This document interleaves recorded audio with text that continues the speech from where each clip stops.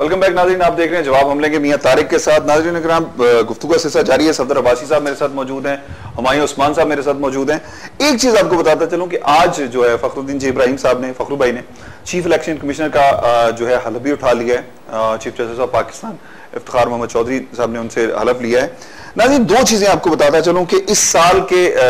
जो शुरू में दो काम हुए। एक ये कि पाकिस्तान की आजाद अदलिया पर हमले की कोशिश की गई, जो बड़ी भयानक अंदाज में उसका मुंह तोड़ जवाब ये हुआ कि वो नाकाम हो गई और पाकिस्तान के अवाम मीडिया ने मिलकर वो साजिश जो है वो बेनकाब की और लोगों को मुंह की खानी पड़ी। उसके बाद ये हुआ कि अब पाकिस्तान के उन इदारों को कमजोर करने की कोशिश की जा रही है। जमहूरियत के नाम पर पाकिस्तान के जो असासे थे उनका बेड़ा गर्क कर दिया गया है। जमहूरियत के नाम पर मैंने सफदर साहब से भी पूछा था, लेकिन सफदर साहब ने चूंकि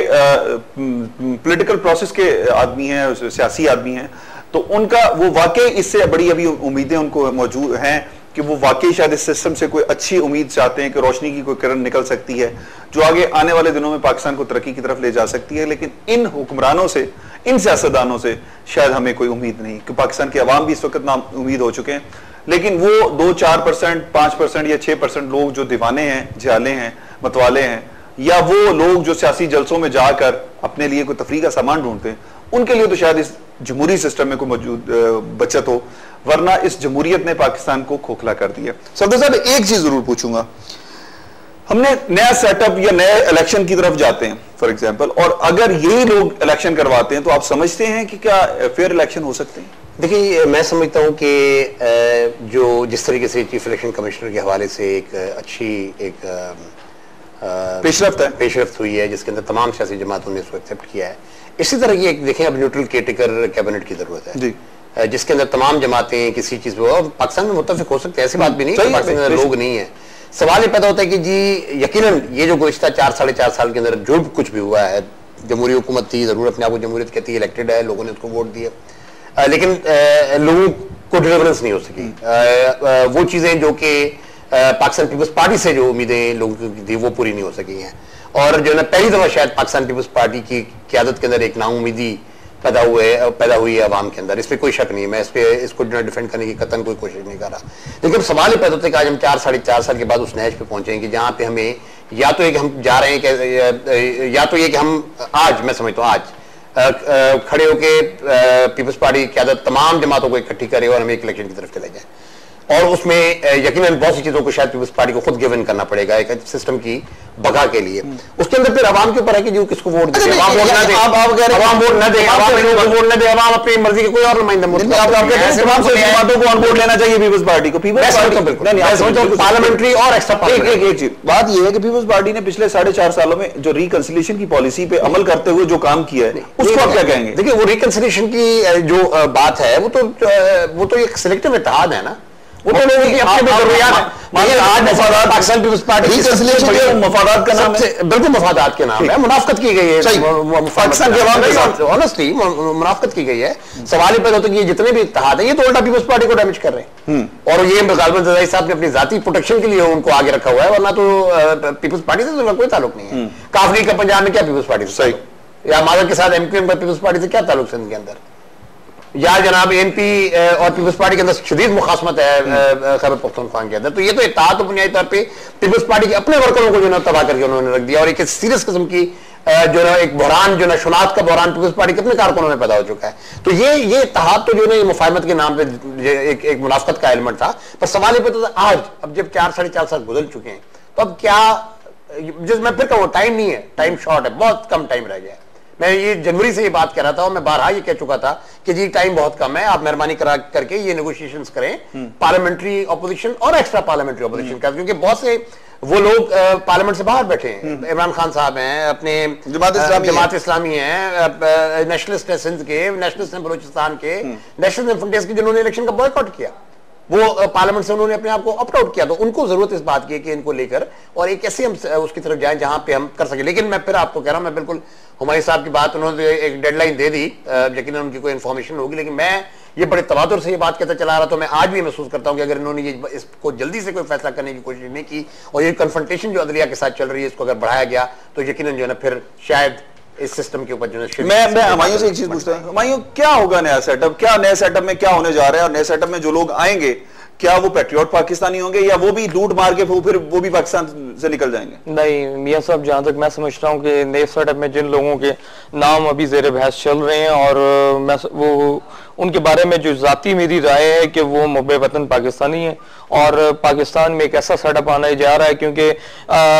आप जिस इलेक्शन की जिस तरह सफदर भाई कह रहे हैं कि ये खुद अगर अनाउंसमेंट कर देते तो जरदारी साहब की क़यादत में इस वक्त कोई भी इलेक्शन एक्सेप्ट नहीं करता। जिस तरह तहरीक इंसाफ है वो एक्सेप्ट नहीं करती, नून लीग है वो एक्सेप्ट नहीं करती, जमात इस्लामी पहले इनकार कर चुकी है, तो ये इलेक्शन किस तरह होता है? ये फिर सिलेक्शन होती है। तो सिलेक्शन की वजह से एक मिडल का एक रास्ता चाहिए था पाकिस्तान को बचाने के लिए, पाकिस्तान की सलामती के लिए, पाकिस्तान की बका के लिए। वो मिडल का रास्ता आपका वहीं से निकलता है जो एक इदारा सिर्फ अभी स्टैंड लेकर खड़ा हुआ है। जिस तरह बाकी 9 विकेटें जरदारी साहब गिरा चुके हैं पाकिस्तान की, एक 10वीं विकेट बचती है और 10वीं विकेट मुझे जो नजर आ रहा है और जो इस वक्त फैसले हो चुके हैं मेरी नजर में वो यही हो चुके हैं कि मुहब्बे वतन पाकिस्तानियों को आगे लाया जाएगा, जिसकी एक कड़ी ये भी नजर आई थी कि पिछले दिनों आपके एक छोटी सी खबर उड़ी थी कि रहमान मलिक साहब बड़े ड्रामा डोल हो रहे हैं और उन्होंने कोई निकलने की भी कोशिश की और पैकअप भी शुरू कर दिया। मीडिया पे इस तरह की खबरें भी आई थी कि वो अपना समेट समाट रहे हैं और पाकिस्तान छोड़कर भाग जाएंगे। मुस्लिम लीग नून की तरफ से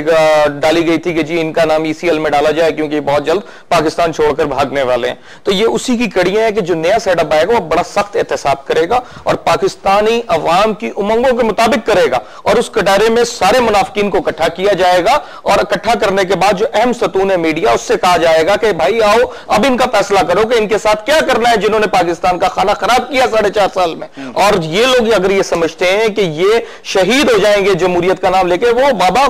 शहादत तो एक बहुत ऊंचा मर्तबा है, ये तो हराम मौत है कि तुम $60 मिलियन नहीं मंगवा रहे हो, तुम करप्शन कर रहे हो, तुम अपने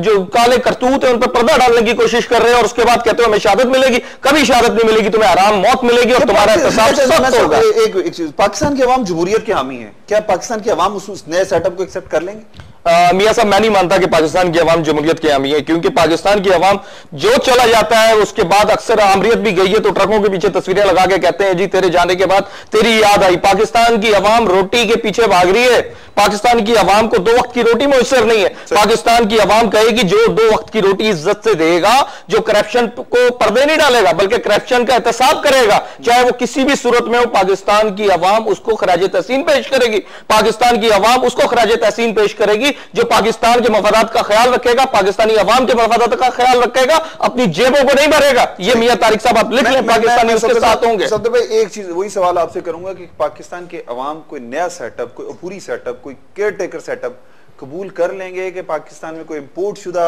सेटअप ना लाया जाए? क्या पाकिस्तान के अवाम इस तरह का कोई नया सेटअप एक्सेप्ट कर सकते हैं? देखिए जी, इसमें तो मैं समझता हूँ कि पाकिस्तान के अवाम की हिस्स जो है वो तो यकीनन जो है ना एक पार्लियामेंट्री डेमोक्रेसी की तरफ हमेशा रही है, एक फेडरल पार्लियामेंट्री डेमोक्रेसी की तरफ। लेकिन जब सियासतदान फेल होते हैं या सियासतदान जो है कोई ऐसी चीज़ नहीं कर पाते जिससे कि अवाम अपने मसाइल के हवाले से जो है ना एक शिकंजे में फंसते चले जाते हैं, तो फिर पहले भी इस मुल्क के अंदर मार्शल लॉज लगे हैं, उनको एक्सेप्ट किया गया, शायद केयरटेकर सेटअप आएगा तो उसको भी एक्सेप्ट कर लिया जाएगा। लेकिन इस वक्त सवाल ये पैदा होता है कि क्या हम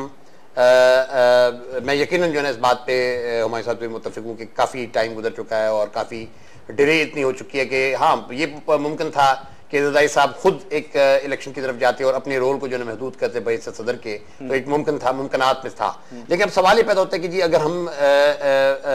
इसको यानी बजाय कि हम आगे बढ़ने के और अपने आप को एक रेट्रोग्रेसिव एटीट्यूड में लेके चले जाते हैं, तो फिर तो ये यकीनन जो है ना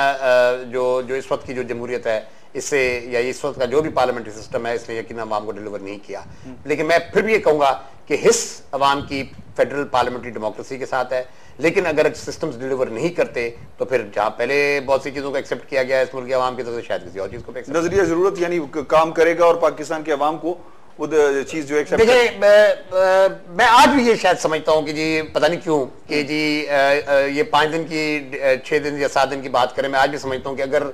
सही तरीके से दोबारा हम किसी इलेक्टोरल प्रोसेस में जाते हैं और एक फेयरनेस का हम इशारा देते हैं, तो शायद अब भी जो एक चांस है कि हम उसको चांस बच जाए। नाज़रीन, गुफ्तगू का सिलसिला जारी रखेंगे। ब्रेक के बाद सफदर अब्बासी साहब हमारे साथ मौजूद नहीं होंगे। मैं इनका बड़ा मशकूर हूं जिन्होंने बहुत शॉर्ट नोटिस पे हमें टाइम दिया और हमारे प्रोग्राम में तशरीफ लेके आए। एक चीज मैं आपसे शेयर करता चलूं कि